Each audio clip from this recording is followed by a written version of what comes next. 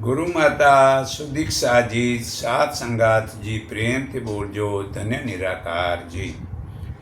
આજે આપણે નાગરિક કર્તવ્ય પાલન માટેનું જ્ઞાન સમજાવીએ છીએ। ઘણી જ સારી સમજણ છે। તો સમાજમાં સ્વસ્થ અને પરંપરાઓ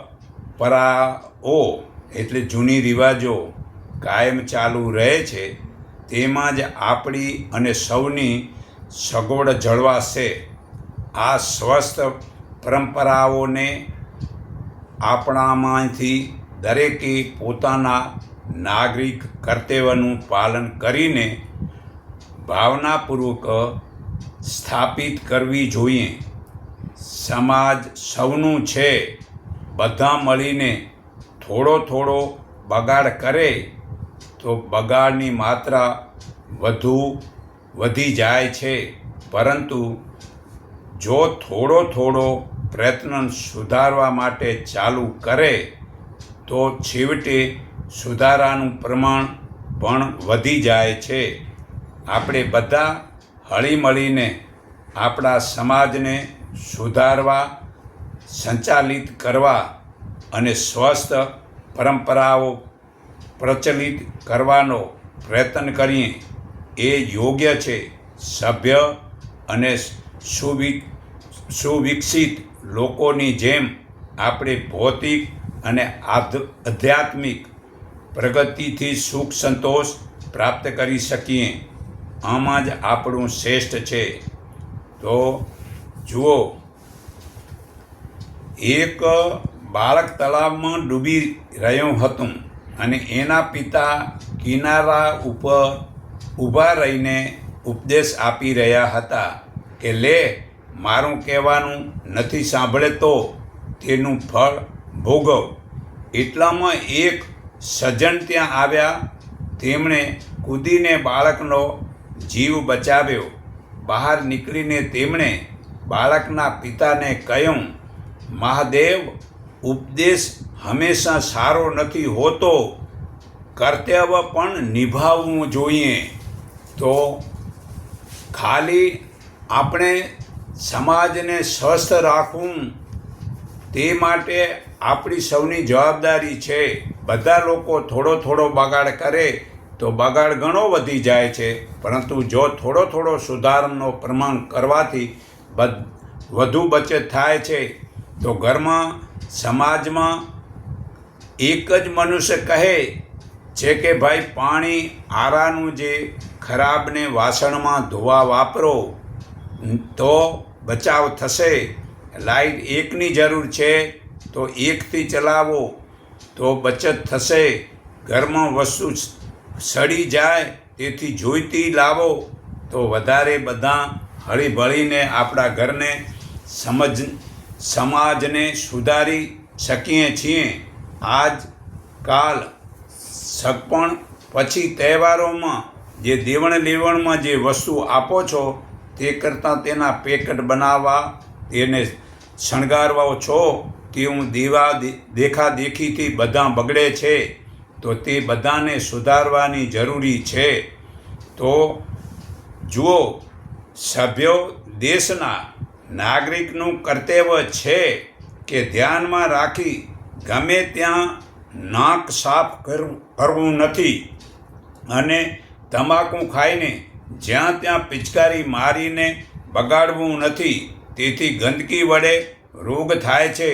બીડી સિગારેટ પીવાથી, ધુમાડાથી પાસે બેસેલાને તકલીફ થાય છે। આપણી ટેવથી બીજાને તકલીફ ન આપવી તેવું વિચારવું જોઈએ। વળી જુઓ, એક દિવસ વેશ્યા પાસે એક સાધુ જઈને બોલ્યો, બેટા, આ ધંધો છોડી તીર્થયાત્રા થોડા દિવસ જા, તેથી શાંતિ મળશે। તે વેશ્યાએ જવાબ આપ્યો કે મારા ગામમાં કેટલા લોકો ભૂખથી દુઃખી છે, કેટલાને દવાની જરૂર પડે છે। આ વેશ્યાનો ધંધો કરી જે પૈસાને જેને જરૂરિયાત છે, કપડાની, દવાની, તે હું વ્યવસ્થા કરું છું.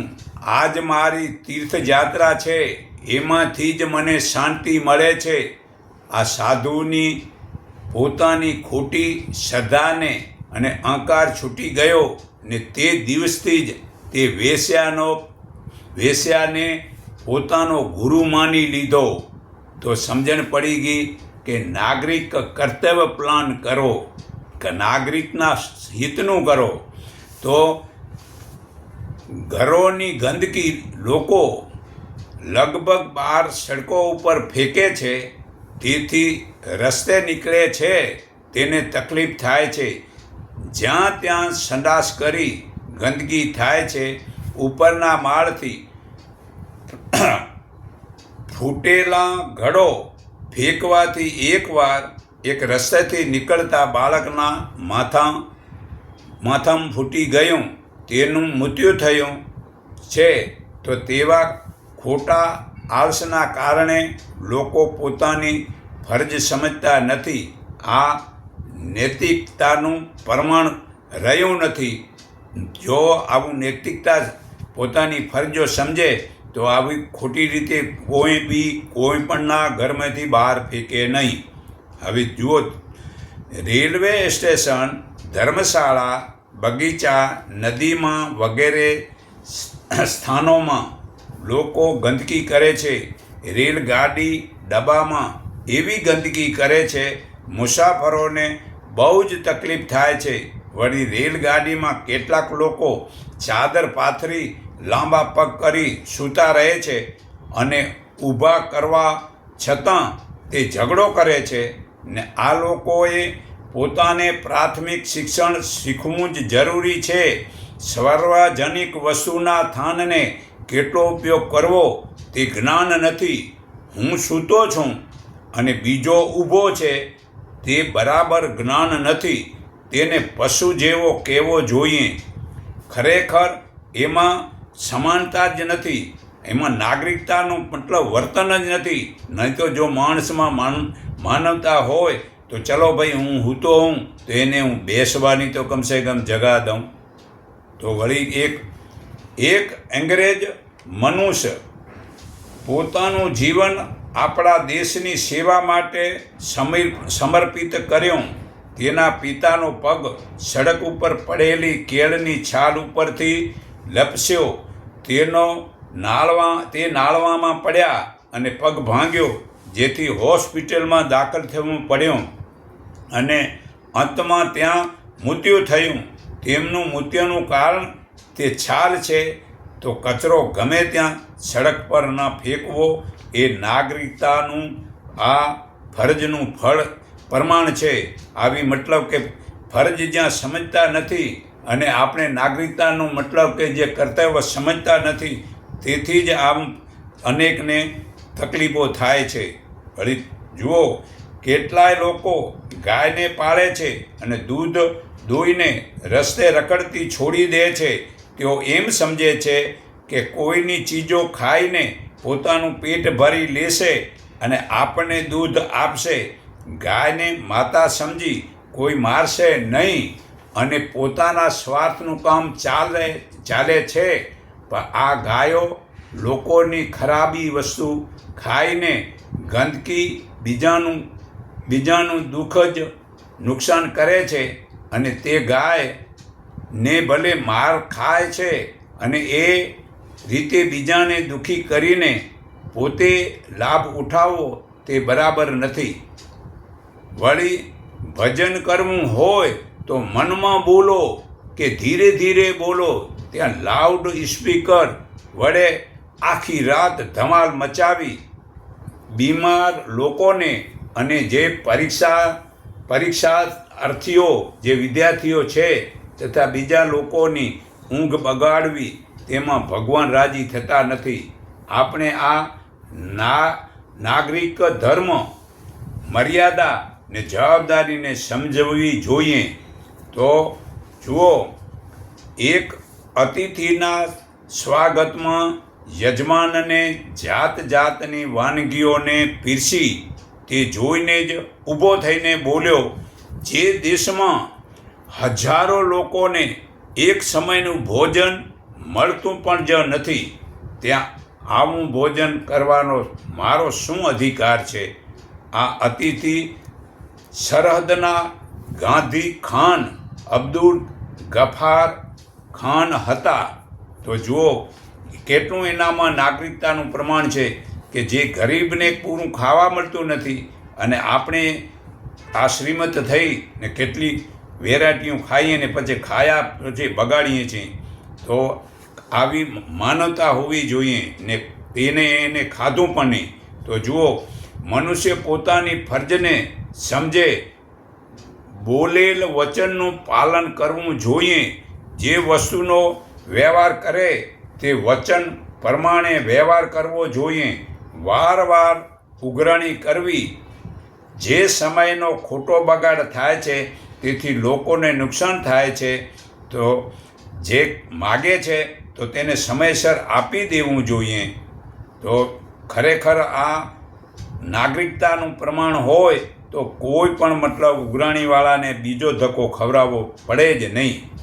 તો હવે બીજું કે ભાષણ કરવા તો ઠીક, સમય પહોંચી જવું, સમયની કિંમત સમજવી જોઈએ. સમયની બરબાદી ધનથી બરબાદી, સમાજ જની બરબાદી સમજવી જોઈએ.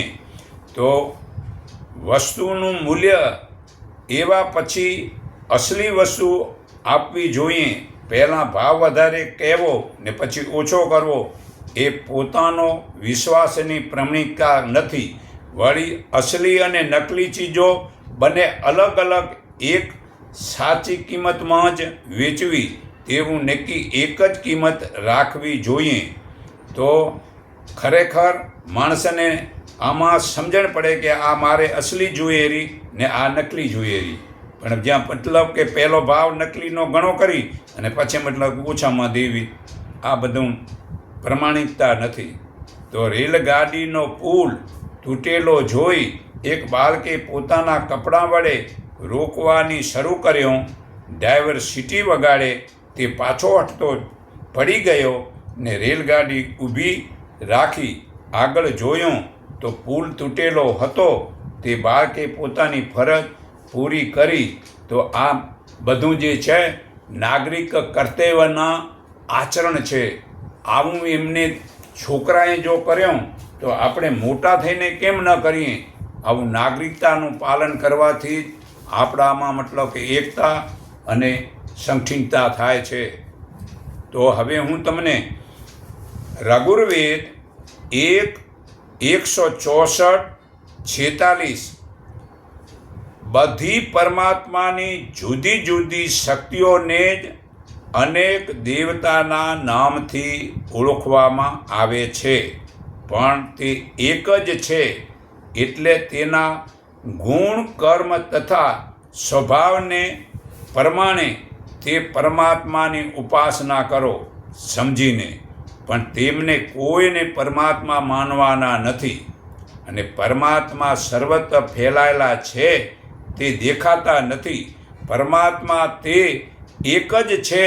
તેને જોઈ તેને કોઈ ઇન્દ્ર, મિત્ર, વરુણ, અગ્નિ, યમ, રામ, કૃષ્ણ, દુર્ગા, કાળી, શંકર, અલ્લાહ, ગોડ, ઉમિય વગેરે નામોથી બોલે છે. તે નામોને છોડીને ઈશ્વરના ગુણો આપણા જીવનમાં ઉતારવા અને તે પ્રમાણે આચરણ કરવાથી જીવન સફળ થાય છે. તે પરમાત્માના નામોને લીધે ઝઘડો કરવા સૌ મોટી ભૂલ કરે છે. આજકાલના લોકો ઈશ્વરના ગુણો જીવનમાં ઉતારતા જ નથી, પણ તેમના નામે લડવા અને મરવા તૈયાર છે. જાણે કે પરમાત્માનો ઠેકોનો કોન્ટ્રાક્ટ જાણે મેં જ લઈ લીધો હોય એવું સમજે છે. તેવા લોકો કેવળ મંદિરની અંદર જ ભગવાન રહે છે ને બહાર ગમે એટલું પાપ કર્મ કરો તો ભગવાન તે દેખતા જ નથી તેવું સમજે છે. તે પરમાત્મા સૂક્ષ્મ વ્યાપક છે. તે અજ્ઞાની જાણતા નથી તે પરમાત્મા એક રૂપમાં આમ સર્વત હજૂર છે. દરેક ઘડીએ તેઓ આપણી સાથે જ રહે છે. સૃષ્ટિના ખૂણે ખૂણે પરમાત્માની હાજરી છે. આવું જાણીને ધ્યાનથી સત્ય કર્મ કરવું ને પ્રભુના ગુણોનું ચિંતન કરો. આ ગીતા અધ્યાય 6:29-31 કહ્યું છે. પરમાત્મા કહે છે કે હું ક્યાંય છુપાયેલો નથી અને મારા માટે બીજો કોઈ છુપાયેલો નથી. મને જે જુએ છે તેને પણ હું છુપાયેલો રહેતો નથી. તો પરમાત્મા છુપાયેલા નથી, અહીંયા હાજર જ છે. તો આપણે હજુ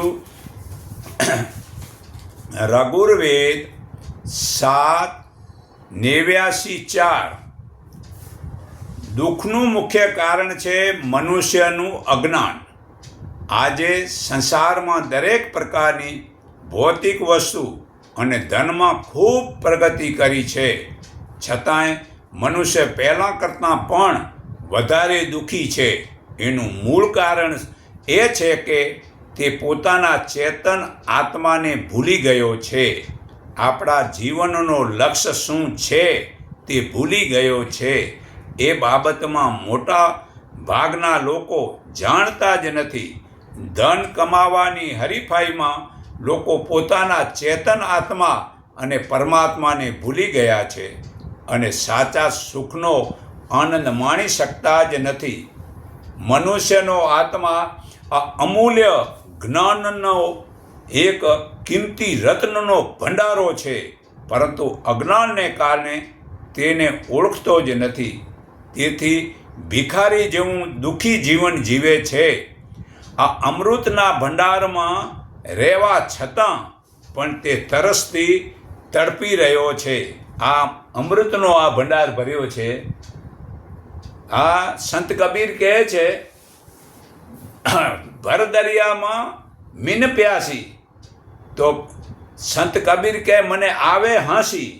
એટલે જે મીન એટલે મછલી આ સમુદ્ર રૂપી ભર દરિયાની વચ્ચે, મતલબ કે મને તરસ લાગીએ. તો તરસ લાગીએ તો સંત કહે કે મતલબ કે આ મૂર્ખની પાણીના વચમાં એને તરસ લાગીએ. એવી રીતે આ પરમાત્મા ઠસોઠસ અહીંયા બધા ભરેલા છે અને એની માય આપે પોરાયેલા છે. અને આપણે એ ભંડારનો અમૃત ચાખીએ નહીં તો આપણે મતલબ કે સંત કબીરને ઘોડે સાવ ખલવા જેવી વાત છે. તો પાણીને માછલી તરસી છે જેવી સ્થિતિ મનુષ્યની છે, એવી વિશે આનંદનું જીવન જીવવાનો માર્ગ ત્યારે જ મળે છે કે જ્યારે આત્માજ્ઞાન થઈ જાય. તો આત્માને ઓળખવા માટે વિવેક શક્તિ અને દ્રઢ સંકલ્પની જરૂર પડે છે. પોતાના આત્માને જાણવો એ જ અમૃત છે. સુખ શાંતિ પ્રાપ્ત કરવા માટે આત્માને પ્રેમ કરવો પડે છે. જ્ઞાની લોકો પોતાના આત્માને સૌથી વધારે પ્રેમ કરે છે. કોઈ પણ વસ્તુ આપણને ત્યાં સુધી જ પ્રિય લાગે છે કે જ્યાં સુધી એ આપણા આત્માને પ્રિય હોય છે. જ્યારે આત્માને ગમતી નથી તે વસ્તુને તરત જ આત્મા છોડી દે છે. આત્માના જ્ઞાનથી મનુષ્ય બળવાન બને છે. તે કદી પણ હારતો જ નથી. આત્માજ્ઞાન એવું તે આપણો વિજય થાય છે.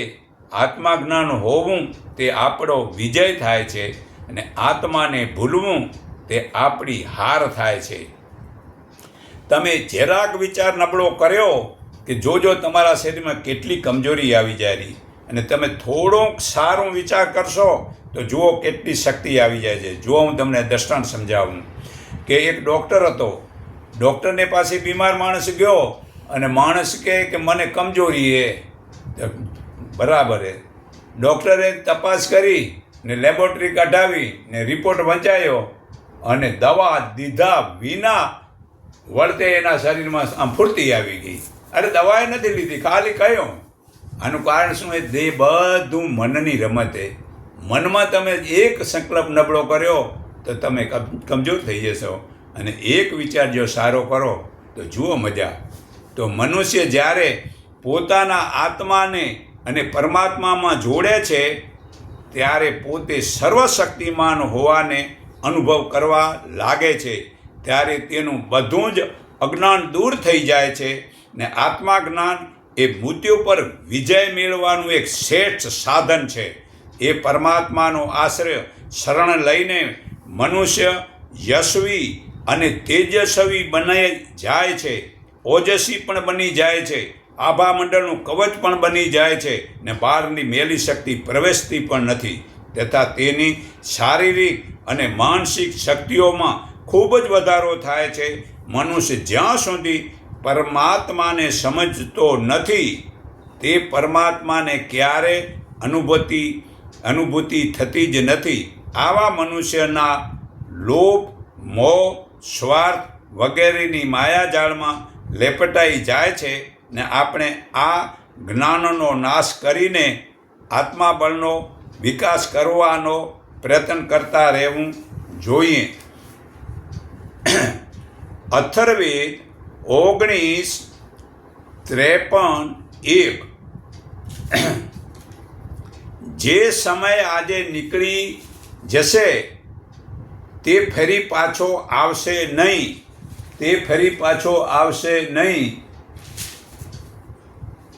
સમય ઘણો જ બળવાન છે, અને જાણીને જ્ઞાની લોકો હંમેશા સમયનો સદુપયોગ કરે છે. સમય માનવીના જીવનની સૌથી કિંમતી સંપત્તિ છે. એનો સારો ઉપયોગથી સંસારમાં દરેક પ્રકારની સફળતા મેળવે છે. બધું સુખ અને વૈભવ મળે છે. દિવસ રાત, મહિના અને વર્ષો વીતી રહ્યા છે, અને સમય દોડતો જાય છે. જે સમય સારું કરવું તે ફરી નહીં કરી શકાય. સંસારના બધા કાર્યો દેશ અને કાળની સીમામાં બંધાયેલા છે. એટલે કાળ એટલે સમયમાં બંધાયેલા છે. આત્મા અને પરમાત્મા સિવાય બાકીની બધી જ વસ્તુ આ સમયના બંધનમાં બંધાયેલી છે. ફક્ત જ્ઞાની મનુષ્ય જ આ સમય રૂપી ઘોડા પર સવારી કરી શકે છે. વળી જેના જીવનમાં આત્માનો ઉદય લક્ષ્ય હોય છે તે સમયને સદુપયોગ કરીને સમયને હરાવી શકે છે. સમય ધન કરતાં વધારે કિંમતી છે. સંસારના બધા જ પદાર્થોમાં સમયની કિંમત સર્વોપરી છે. જો સમયને સમજે છે તેને સમય નાશ કરતો નથી. જે સમયને ખોટી રીતે ઉપયોગ કરે છે તે મનુષ્યને સમય નાશ કરી નાખે છે. સમય શુભ જીવન અને લક્ષ્મીનો ભંડાર છે. સમયના સદુપયોગથી જ મનુષ્ય જીવન શુભ અને પવિત્ર બને છે. લોકો આળસ અને નિંદ્રા અને ગપ્પા મારવામાં સમય બગાડે છે. અમો કહીએ છીએ ભગવાનનો સત્સંગ સાંભળો તો કહે છે કે સમય નથી, અને ઝઘડો સાંભળવા સમય મળે છે. કેટલી મનુષ્યની અજ્ઞાનતા છે, ને આ શરમની વાત છે. તો જે કાલ કરે સો આજ કર, કાલ કરે સો આજ કર, એ આજ કરશો અબ નહીં કરેંગે તો કરેગા કબ. પરમાત્મામાં જોડાઈ જા ભાઈ. કાલે કોને જોઈ છે કે ભવિષ્યમાં છોડીને આ જવું પડશે? તો વર્તમાનમાં પરમાત્માને પ્રાપ્ત કરી લે વીરા. જે વર્તમાનનો લાભ ઉઠાવે છે તે પરમાત્માના ભવિષ્યને સુધારી શકે છે, તથા સમય વિજય બની જાય છે. સમયનો સદુપયોગ ચારિત્રનો સર્વથી શ્રેષ્ઠ ગુણ છે. આ ગીતા અધ્યાય 2:24. જે સમયમાં મનુષ્ય મનમાં સ્થૂળ કામનાની કામના રહી જ નથી, તે આત્મા પ્રકાશથી શરીર છોડીને પરમાત્માને પામે છે. અને જે સમય મનુષ્યમાં કામના છે તે જોગી સવે પ્રકાશને જાણતો નથી. તે મૃત્યુ પછી કામનાઓને લીધે પાછો આ સંસારમાં ફરે છે. તો આ સનાતન જાણ્યા પછી વેદ, યજ્ઞ, તપદાન સર્વેને છોડી દે છે. આ ગીતા અધ્યાય 8 શ્લોક 28 પુરાવો છે. તો રઘુર્વેદ 10:137:1 અને અથર્વેદ 4:13:1 જેઓ કચરાયેલા લોકોને ઉપર ઉઠાવે છે અને ગુનેગારોને પાપોથી છોડાવે છે, તેવા સંત જેવા મહાન પુરુષોના સંગથી આપણા પાપો છૂટે છે અને જીવનનું શુદ્ધિ થાય છે. જો પાણી જે છે ને આમ નીચાણ તરફ જવામાં મુશ્કેલ પડતી નથી, પણ પાણીને આમ ઉપર ચડાવવામાં પંપની શક્તિની જરૂર પડે છે. એવી જ રીતે આ મન, બુદ્ધિ અને ચિત્તને પાપ કર્મ કરવામાં મનુષ્યને આમ નીચે સહેજ જાય છે, પરંતુ પૂરી ઈમાનદારીથી સત્યકર્મ કરવા મુશ્કેલી પડે છે. તો પાપી થઈ ગયા પછી નિરાશ થવાની જરૂર નથી. એવા ખોટા નકારાત્મક વિચારને છોડીને આપણો આત્મા એ પરમાત્માનો જ એક અંશ છે. આપણે પણ પાપી થઈને વારવાર મરતા રહેવાથી આપણા આત્માની શક્તિથી બચવાની પોતાનું નવું જીવન આપી શકીએ છીએ. અતિ પાપી લોકો પણ પ્રભુ કૃપાથી પુણ્ય આત્મા બની જાય છે. જો તુલસીદાસ, વાલ્મીક, અંગુલીમાન વગેરે પાપી હતા, છતાં તેઓ જ્ઞાની બન્યા છે.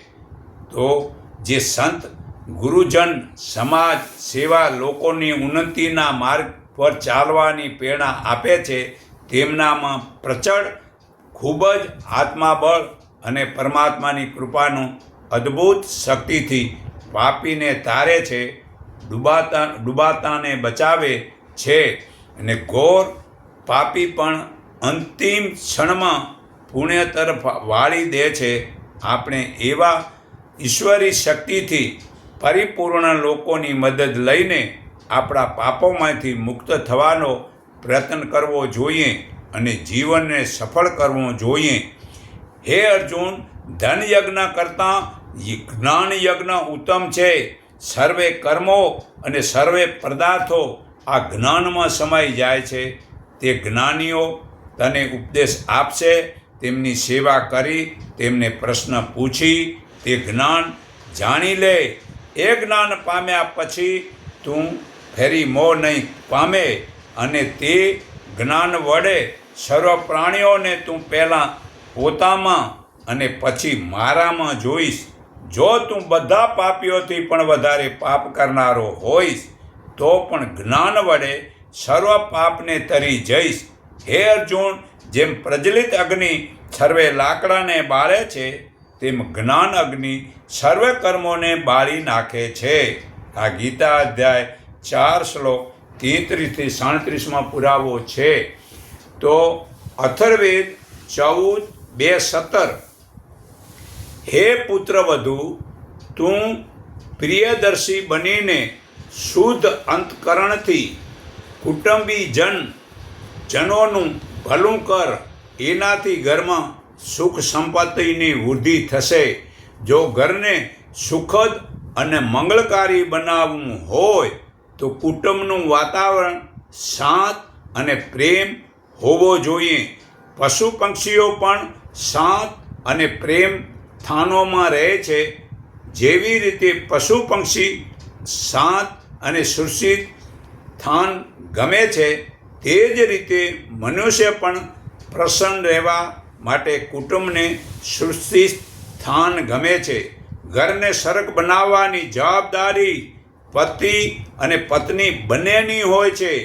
પતિવ્રતા ધર્મનું પાલન કરવું અને પત્ની વ્રત ધર્મનું પાલન કરવું, તે બંને ઉપર જ તે કર્તવ્યની જવાબદારીનો ભાર આવે છે. તેને ઉત્સાહપૂર્વક ઉઠાવવો જોઈએ ને એવો પ્રયત્ન કરવો જોઈએ કે સાથીદારની તુલનામાં પોતાની ભૂમિકા વધુ ઊંચી બની રહે. નવવધુની પાસે આ રીતના વ્યવહારની આશા રાખવામાં આવે છે. જે કુટુંબની પ્રતિષ્ઠા છે, કુળ કે વંશનું ગૌરવ તેના ચારિત્ર અને વર્તન પર આધારિત છે. તે કુળની પરંપરાની પાલક છે અને કુળને જ્યોતિર્મય બનાવવા માટે સારા સંતાનો જન્મ આપે છે અને કુળને માટે જ્ઞાન વિજ્ઞાન વૈભવ વગેરેથી પૂર્ણ સંતાનોને જન્મ આપવો તે જ ઉચ્ચ આચાર વિચારનું શિક્ષણ આપવું વગેરે પત્નીના મહત્વપૂર્ણ ખાસ કર્તવ્ય છે. કુટુંબની પ્રસન્નતામાં જ પોતાની પ્રસન્નતા હોય છે તથા મહદુ કુટુંબના સુખ માટે હંમેશા પ્રયત્નશીલ રહે એવી નારી જ કુટુંબમાં બધાને પ્રિય લાગે છે. નારીમાં લજ્જા, ચારિત્ર, સ્નેહ, મમતા વગેરે દેવી ગુણો છે જે અનાયાસે મનુષ્યને અપ્રસ છે. તેમનામાં સહજ ભાવ, જ્ઞાન, વૈરાગ્ય, પ્રિયતા વગેરે અનેક તત્વોનું જ્ઞાન તેના વ્યક્તિત્વને શ્રેષ્ઠ બનાવે છે. જે સમાન ગુણવાળા પુરુષને સહેજ રીતે આકર્ષી લે છે. સ્ત્રી પોતાના ચુંબકી આકર્ષણથી, સંવેદના, સહયોગના વગેરેની ભાવનાથી જે સ્ત્રી કુટુંબના બધા સભ્યોને હિતનો વિચાર કરે છે અને તેવું વર્તનથી તે ઘરને સુખ શાંતિથી ભરી દે છે.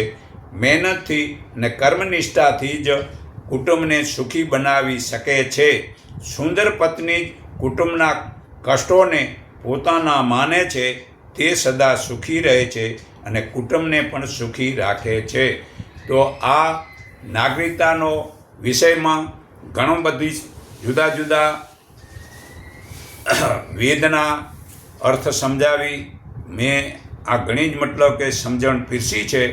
તો આવું જીવનમાં ઉતારી એક સમાનતા કેમ થાય આવી જીવનમાં ઉતારી હું બધાના હૃદયમાં રહેલા પરમાત્માને મારા હૃદય ભાવથી નમન કરું છું કે એકને માનો, એકને ઓળખો, એક સંગઠીન થાવ. એટલું કહી મારી વાણી વિરામું છું.